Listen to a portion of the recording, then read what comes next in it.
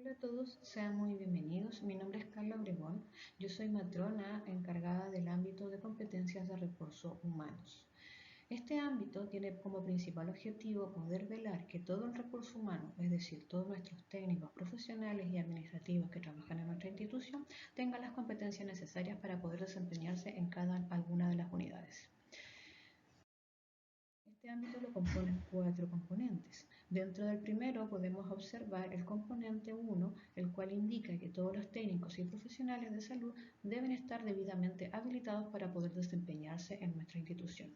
Es por eso que se divide en tres características, donde en el RH 1.1 vemos cómo los profesionales médicos y cirujanos dentistas deben estar habilitados, que eso nos solicita un 75%. En la característica RH 1.2 técnicos y profesionales de salud indica que estos deben estar en un 100% habilitados. Esto sí es importante recalcar que los únicos profesionales que no están inscritos en las superintendencias de salud son los asistentes sociales. Todo el resto deberíamos estar inscritos. Y en la característica RH 1.3, quienes son los médicos y odontólogos especialistas, nos solicita que el 50% esté acreditado. ¿Cómo podemos conocer si es que un profesional o un técnico está debidamente acreditado? Mediante este link que nos llevaría a la Superintendencia de Salud, el cual genera un certificado que se muestra a continuación. Este certificado, para poder obtenerlo, debemos ir al link anteriormente mencionado. Con el nombre o con el rol del profesional nos dará este certificado donde nos indica qué título profesional consta la persona y cuándo fue emitido. Este certificado es obligación que todos los funcionarios que vayan a ingresar a nuestro CESFAL lo tengan, y la forma de tramitarlo es a través de la institución o universidad de la cual egresan. Estas instituciones o universidades son los encargados de enviar los datos a la Superintendencia de Salud y aproximadamente a los 30 días ya estará este certificado para ser descargado. En el componente RH2 nos indica que toda persona que ingresa a nuestra institución debemos asegurarnos que tenga los conocimientos generales y específicos acerca del funcionamiento de nuestra unidad y que conozca nuestras normas locales, principalmente con énfasis en materia de seguridad del paciente. Es importante que acá tenemos dos características. En la primera, que es RH 2.1, nos solicita que todo funcionario que ingrese debe pasar por un programa de inducción enfatizando en los temas relacionados a la seguridad. En esta oportunidad, lo que es el tema de inducción, se les hace llegar a los funcionarios los que son elementos claves, como por ejemplo lo que es el plan de evacuación, el plan del código azul, el plan de la cortopunzante. Acá nos pide que el 85% de los funcionarios puedan haber realizado el proceso de inducción completamente. En la característica RH 2.2 nos habla que hay ciertas unidades que deben tener un programa de orientación, y estas unidades están relacionadas principalmente con unidades críticas. En esta oportunidad también nos solicita que el 85% de los funcionarios hayan pasado por el proceso de orientación, y las unidades que se destacan como críticas vendrían siendo la unidad de toma de muestra, esterilización dental, imagenología y farmacia. Con respecto al programa de inducción, el cambio en el 2022 fue que se agregó un nuevo módulo de atención integral a salud familiar.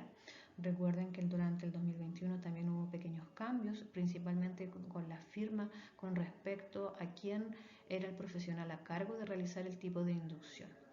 Con ese cambio, durante el 2021 logramos obtener en el primer semestre el 96.5% de los funcionarios ingresados debidamente inducidos, y en el segundo semestre logramos que el 100% de los funcionarios hayan pasado por el proceso de inducción en forma completa, logrando en el año 2021 que el 98.03% de los funcionarios 50 de 51 hayan ingresado correctamente y hayan pasado por todo el proceso de inducción. Esta es la hojita que actualmente se está firmando, ya donde indica cuáles son los módulos por los cuales pasó el funcionario, y además se agrega, como yo decía anteriormente, el módulo de atención integral de salud, que habla principalmente del modelo de salud familiar que nosotros manejamos en nuestro CESFAM. Cuando nos preguntamos por qué es importante haber pasado el proceso de inducción y orientación, la pregunta es principalmente para poder lograr que el trabajador que ingrese tenga una orientación efectiva sobre el funcionamiento de la unidad a la cual se acercará, y principalmente que ésta esté afines con los objetivos de la institución y de la organización. Además, también va a ayudar a que los nuevos funcionarios que ingresen a la institución puedan conocerse y ser auxiliados por las personas que se corresponda y poder tener un comienzo bastante productivo. Y además nos permite poder orientar en todo lo que son las políticas de calidad de nuestra institución con el fin de asegurar que los procesos se continúen realizando de forma adecuada por todos los funcionarios. Seguimos mejorando y esa es la idea de trabajar en calidad y por lo mismo hemos logrado que con administración interna nos ingrese la información en forma oportuna de la llegada de un nuevo funcionario. A su vez también hemos coordinado con las jefaturas que en caso de conocer la llegada de un funcionario por otro tipo de convenios, como por ejemplo convenios Vida Sana, convenio de programa de atención domiciliaria del adulto mayor, nos logran informar oportunamente con el fin de poder organizar las inducciones correspondientes. Y a su vez también, siempre con la idea de poder seguir mejorando, a todos los funcionarios que han ingresado en los últimos 12 meses y deseen realizar algún tipo de sugerencia en cuanto a la modificación de este protocolo actualmente, les solicito que por favor la hagan llegar al correo de rrhh@cesfallosvolcanes.cl con el fin de poder siempre ir mejorando los procesos de inducción. Continuamos con el componente número 3, el cual en este componente nos indica que el prestador, es decir, nosotros, tenemos que tener un programa de priorización y capacitación en algunas materias importantes, principalmente en aquellos funcionarios que tienen atención directa de paciente. Específicamente, la característica RH 3.1 no habla que nosotros como institución debemos velar porque los funcionarios que trabajen con atención directa de pacientes estén capacitados en la reanimación cardiopulmonar. Y es muy importante que hay ciertas unidades que son obligatorias. ¿Y esto qué quiere decir? Que el 100% de los funcionarios que trabajan en estas unidades deben tener un programa de capacitación cada 5 años. Y estas unidades son la unidad dental, toma de muestra, imagenología y SAP. Durante el 2021 pudimos lograr el cumplimiento de la siguiente forma. Este cumplimiento se calcula a diciembre del 2021 durante lo que se realizó en el último año. En la unidad dental son 14 los funcionarios, de los cuales el 100% logró ser capacitado durante el 2021. En el caso de toma de muestras son 20 los funcionarios y también se logró tenerlos capacitados al 100%. En el caso de imagenología son 8 los funcionarios e ingresamos 80% de funcionarios capacitados y en el SAPU son 39 los funcionarios y logramos haber capacitado el 84.6. Como dije anteriormente, esto se calcula a diciembre del 2021. ¿Qué es lo que sucedió en las dos unidades donde no logramos capacitar al 100%? Principalmente está relacionado a funcionarios nuevos que ingresaron en los últimos 3 meses sin la posibilidad de haberlos capacitado durante el 2021, pero obviamente tenemos que programarlos para el 2022. Para el año 2022 ya tenemos cupos programados, son personajes de los cuales se tienen que capacitar y principalmente son aquellos que ya vence su capacitación en el año 2022 y aquellos funcionarios nuevos que ingresaron en las unidades y como ustedes pueden ver ya tenemos para dental un funcionario programado. Para toma de muestra tenemos 2 cupos que tienen que estar programados, para imagenología tenemos 2 cupos para poder lograr el 100% y en la unidad de SAPU 7. Además, también se incorporarán los cupos de aquellos funcionarios que se ingresaron en la unidad en los últimos meses del año 2022. En el componente número 4, este componente habla sobre que la institución debe desarrollar acciones programadas de salud en cuanto a su personal. En este componente nosotros nos aplican 2 características que vendría siendo el RH 4.1, donde indica que el prestador institucional ejecuta un programa de control de riesgo a exposiciones, y en el caso del RH 4.2, donde nosotros ejecutamos acciones frente a accidentes laborales con material contaminado con sangre o fluidos corporal de riesgo y sustancias peligrosas. En ambas características nos piden que se logre el cumplimiento en un 75% de estas características. En el caso del RH 4.1, este protocolo se inició en el año 2019 con la llegada del mamógrafo y este protocolo que lo que indica que debemos protección y seguridad radiológica de paciente y personal del Cesfallos Volcanes. En este protocolo lo importante es 3 elementos, el cual hablamos del blindaje, es decir, que los profesionales que están trabajando en la unidad de imagenología y los usuarios tengan los elementos de protección necesarios para evitar la exposición a los rayos. el tiempo, el cual es el mínimo posible con el fin de evitar la mayor exposición, y la distancia que sea la máxima necesaria para evitar la exposición a los rayos. Dentro de lo que es el dosímetro que tienen las funcionarias de la unidad de imagenología, se cumplió en un 100% tanto en el 2020 como en el 2021. En cuanto a la segunda característica, RH 4.2, sobre el procedimiento manejo de accidentes relacionados con fluidos corporales, podemos decir que el objetivo es poder disminuir el riesgo de contagio con agentes patógenos transmitidos por estos fluidos corporales. Y para este va a alcanzar a todo profesional que trabaje en la CESFAL Los Volcanes, es decir, todos los funcionarios es posible aplicarles este protocolo. Es importante conocer que los fluidos de alto riesgo que nosotros podemos encontrar en nuestros CESFAM son sangre, semen, secreciones vaginales, líquidos amnióticos y algunos tipos de tejidos, principalmente emanados de la unidad de procedimiento. Cuando tenemos alguna exposición a algún fluido corporal, es importante saber qué clasificación le vamos a dar.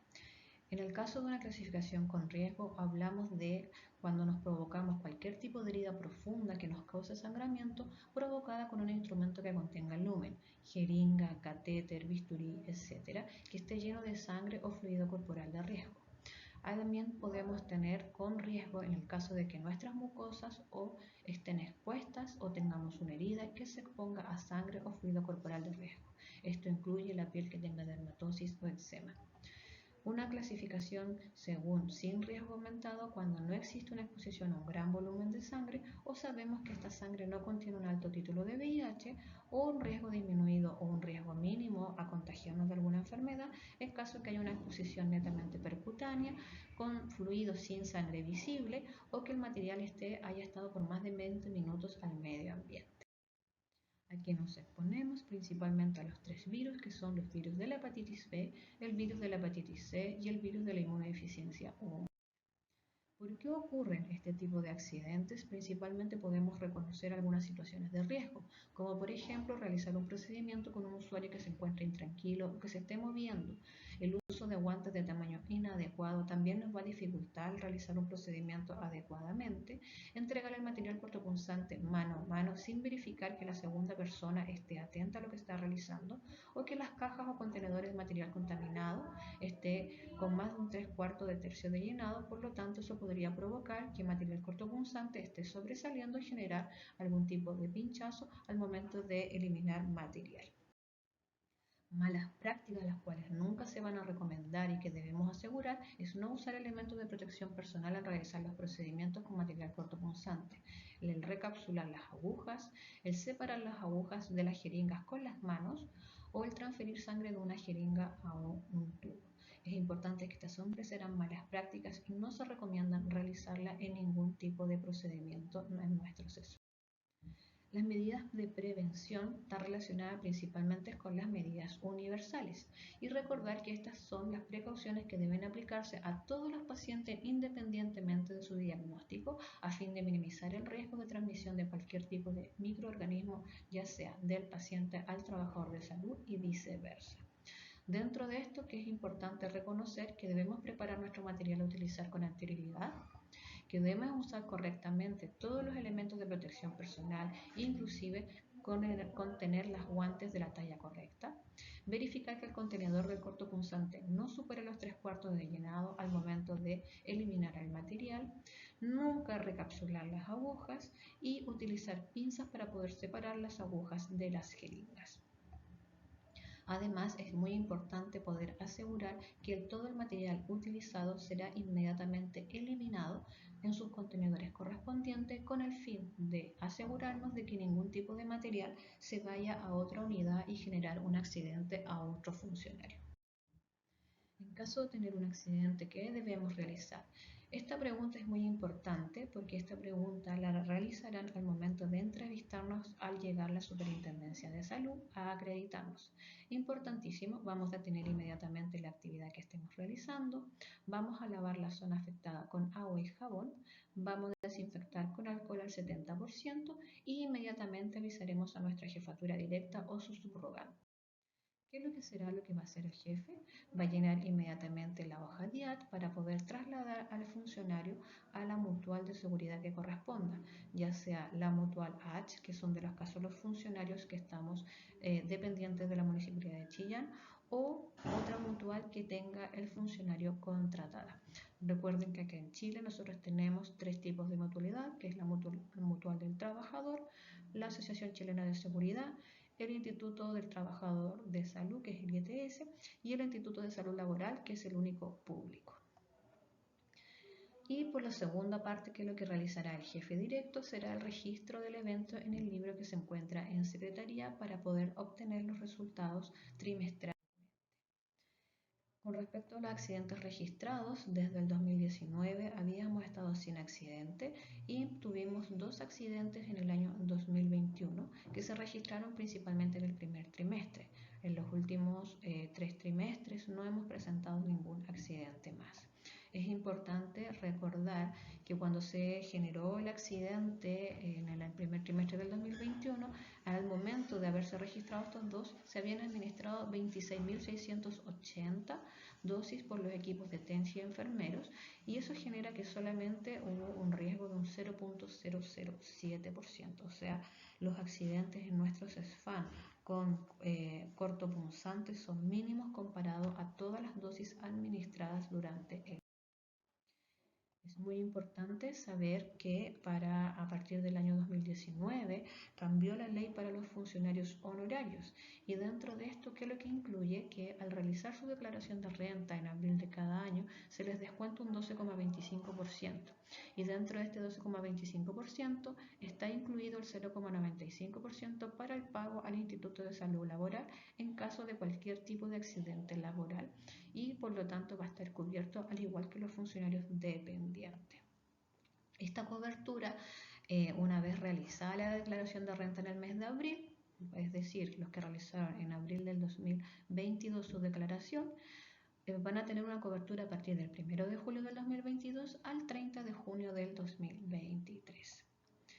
Es importante que si ustedes quieren conocer a qué mutualidad corresponden, ustedes se pueden dirigir a este link, el cual podrán encontrar con su número de RUT y fecha de nacimiento, indicar a qué mutualidad están inscritos.